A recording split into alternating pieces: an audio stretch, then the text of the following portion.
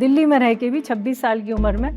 तो कुछ ऐसे इन्फेक्शन हुए जिससे मेरे हेल्थ पे काफ़ी फ़र्क पड़ा। डॉक्टर्स ने ये पूछा कि तुम एम्स में रहते हुए अभी तक कपड़ा का उपयोग करती हो, तो मतलब तुम्हें किसी ने बताया नहीं? क्योंकि हाँ, ऐसी भी बातें होती हैं कि मतलब उनको छुआ नहीं जाता है, वो एग्ज़ाम्स नहीं दे सकती हैं। उस समय जब हम पहुँचे तो ये सारी लड़कियों ने पहली बार पीरियड का नाम सुना, पहली बार पैड को देखा।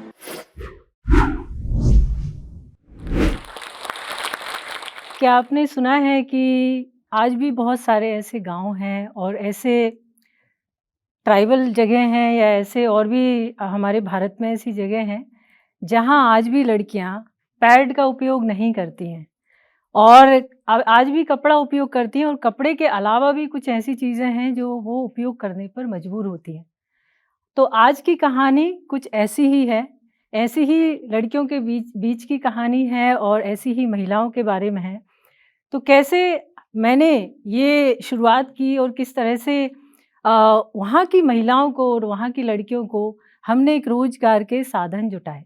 तो ये कहानी है एक माया विश्वकर्मा की, जो एक बहुत छोटे से गाँव में जन्म लिया। मेरा गाँव एक बहुत भारत के नक्शे में आपको एक बिंदु की तरह मिलेगा और इतना छोटा गाँव जहाँ पर आज भी वो बेसिक सुविधाएँ नहीं हैं, जैसे हम बिजली पानी की कल्पना करते हैं, रोड की।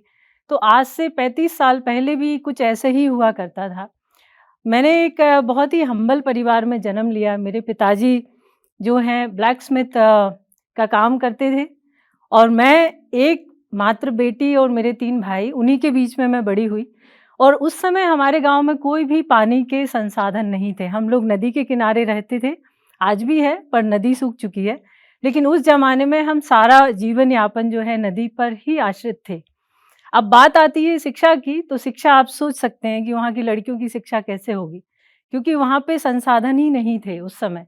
तो 8वीं कक्षा तक मेरे यहाँ स्कूल था, मैं भी 8वीं कक्षा तक पढ़ी, लेकिन उन पढ़ाई के अलावा हम लोगों को और भी ऐसे काम में एंगेज होना पड़ता था, जैसे आपको लकड़ी बीन के लाना है, पानी भर के लाना है, खेत में काम करना है, ये बहुत मतलब नॉर्मल काम होते थे।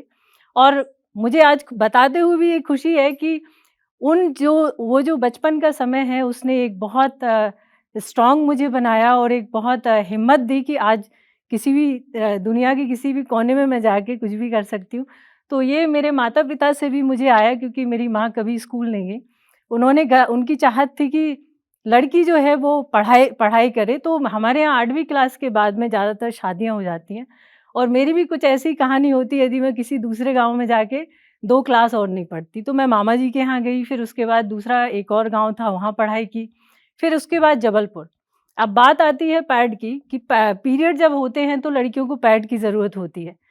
तो चूँकि मैंने बताया कि हाई स्कूल में लड़कियों को ज़्यादातर पीरियड शुरू होते हैं, तो मुझे जब पीरियड शुरू हुए तो मैं अपने मामा के यहाँ थी और वहाँ पर जो प्रथाएँ चली आती थी वही मुझे बताया गया कि आपको कपड़ा उपयोग करना है, ये बाल्टी में पानी भर के उस कोने में लेके जाना है, उनको धो के और सुखाना है और यही आपको निरंतर ऐसे यूज़ करना है। तो आप सोचिए जितनी भी मैंने पढ़ाई की, ग्रेजुएशन किया जबलपुर से और उसके बाद पोस्ट ग्रेजुएशन भी मैंने जबलपुर से ही किया।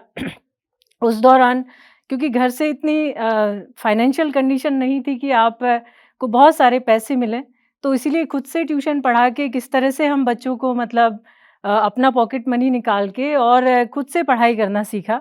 और जबलपुर में हम पूरे आप सब लोगों ने सुना होगा कि जबलपुर साइकिल फ्रेंडली शहर था और हम 15-20 किलोमीटर, 50 किलोमीटर भी साइकिल चला लेते थे।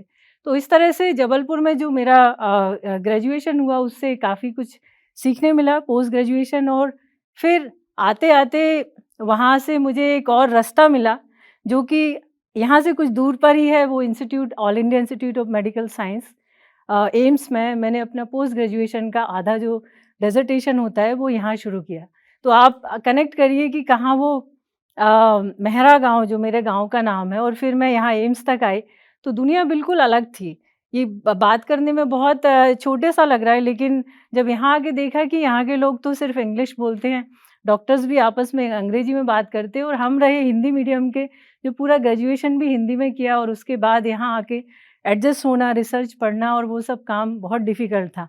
लेकिन गाँव वालों की हिम्मत बहुत बड़ी होती है, इसीलिए मुझे लगा कि चलो इसमें भी ये एक समुंदर है और इसमें भी जब तक गोते नहीं लगाएँगे तब तक हमें रास्ता नहीं मिलेगा। तो एम्स में रहते-रहते काम करते-करते मुझे लगा कि मरीज़ों पे भी कुछ काम करना चाहिए, तो मैं यहाँ वहाँ उनकी मदद किया करती थी।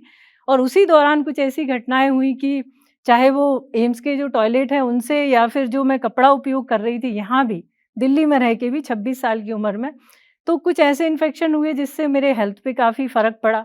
और यहीं पर एम्स में जब दिखाया तो डॉक्टर्स ने ये पूछा कि तुम एम्स में रहते हुए अभी तक कपड़ा का उपयोग करती हो, तो मतलब तुम्हें किसी ने बताया नहीं? तो हमने उनको यही बोला कि हमको जो गाँव में घर में सिखाया हम वही करते हैं, और हम तो 4 पैसे बचाने की बात करते हैं, क्योंकि आप यदि आज भी आप लड़कियों को जाएँगी वहाँ गाँव में पूछेंगी, तो वो पैड उसी समय उपयोग करती जब उसको बहुत ज़रूरत होती। तो वो आदतें हमारी गई नहीं, लेकिन जब डॉक्टर ने डाँट लगाई तो फिर पैड खरीद के लाए। और पैड को खरीदना एक बात अलग है, लेकिन उसका उपयोग करना आना, वो भी एक बहुत बड़ी बात है, क्योंकि लड़कियों को ज़्यादातर पैड कैसे उपयोग करते हैं उसका भी नहीं पता होता। तो वो जिस तरह से पैड आता था उसी को हम वैसे ही उपयोग करके, और मैं दिन भर काम करती थी। तो इस बार ऐसे ही एक मेरी मैम है, उन्होंने कहा चलो चाय पीने चलते हैं, उस समय पीरियड थे।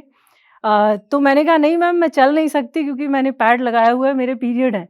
तो कहने लगी कि ऐसे कैसे, तुम तो मतलब पैड में तो बहुत कंफर्टेबल होता है। तो मैंने कहा नहीं, मैंने जैसे मुझे आया था वैसे ही लगाया। तो फिर उन्होंने मुझे डेमो दिया कि इस तरह से स्टिकर निकाल के आप लगाएँगे तो आप दिन भर काम कर सकते हैं, दौड़ सकते हैं, सब कर सकते हैं।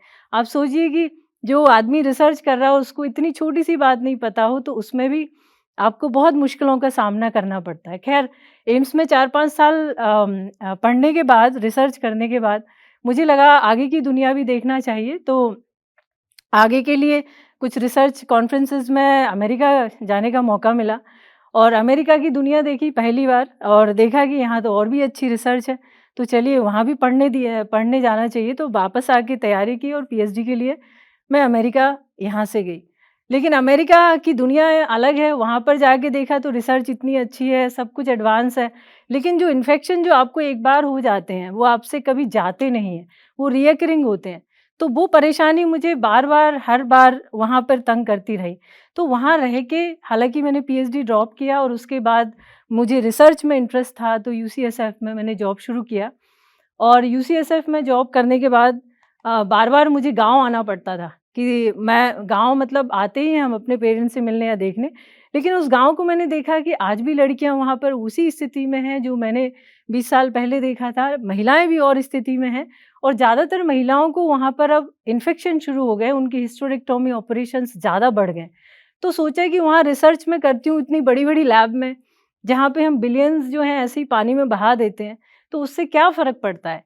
यदि मैं अपने गाँव वापस आके कुछ ऐसा पीरियड के लिए, कुछ अवेयरनेस के लिए करूँ, तो कितनी लड़कियों की जान बच सकती है।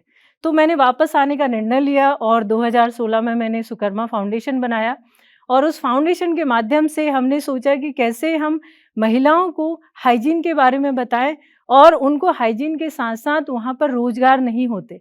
मतलब जो महिलाएँ रहती हैं, यदि वो पढ़ी-लिखी नहीं हैं, और ऐसे भी पढ़ी-लिखी लड़कियों के लिए भी ज़्यादा जॉब नहीं होते हैं, क्योंकि बैंक सेक्टर या स्कूल बहुत लिमिटेड होते हैं, तो पैड में की फैक्ट्री में वो कैसे काम कर सकती हैं।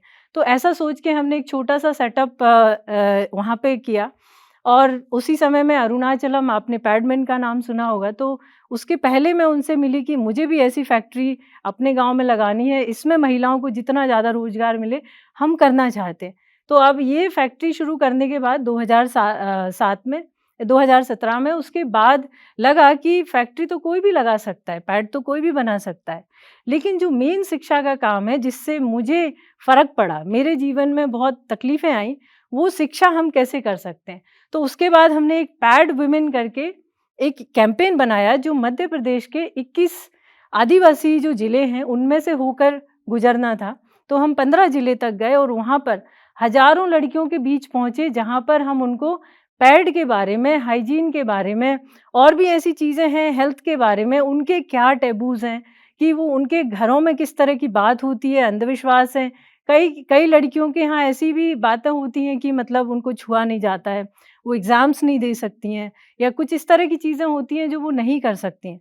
तो ये सारे तथ्यों के वैज्ञानिक आंसर देने के लिए, उनको तथ्य के साथ बताने के लिए वहाँ कोई नहीं गया।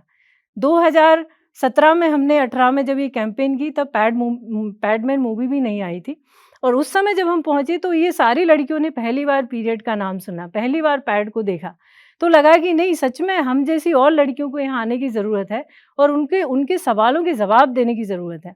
तो इस तरह से ये कैंपेन जो है 15 जिलों तक गई और उसके बाद में हमने कोशिश की कि हम ज़्यादा से ज़्यादा और भी जगह पहुँचे, स्कूल में पहुँचे, कॉलेज में पहुँचे और उसके अलावा मतलब एक इस तरह से लाइवलीहुड बनाए कि कोई पैड लेके और दूसरी जगह दे भी सकता है, क्योंकि मैं अकेली सब जगह नहीं पहुँच सकती।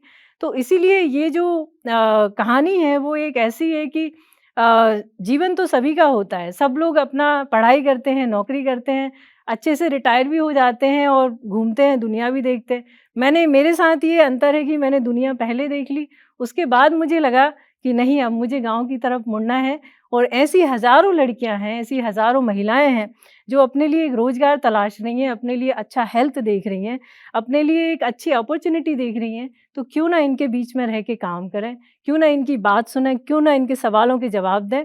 तो ऐसी ही आज की थी ये मेरी कहानी।